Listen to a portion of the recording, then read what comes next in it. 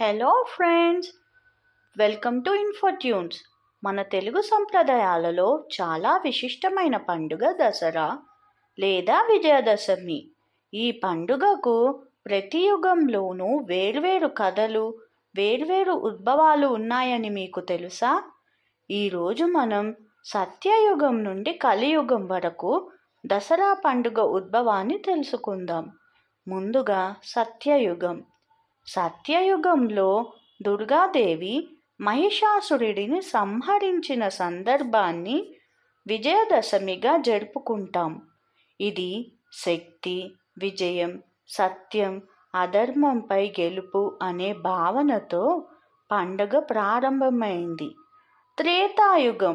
త్రేతాయుగంలో శ్రీరాముడు లంక యుద్ధానికి వెళ్ళే ముందు సముద్ర తీరంలో 9 రోజుల పాటు దుర్గామాతను పూజించి 10వ రోజు రావణుడిపై విజయాన్ని సాధించాడు.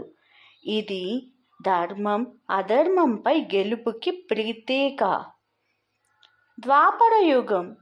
ద్వాపరయుగంలో పాండవులు అజ్ఞాతవాసంలో తమ ఆయుధాలను జమ్మి చెట్టు క్రింద దాచారు. అజ్ఞాతవాసం ముగిసిన రోజు, అదే విజయదశమి నాడు వాటిని తిరిగి తీసుకున్నారు. అందుకే ఈరోజు విజయం, కొత్త ఆరంభంకు సూచికగా భావిస్తారు.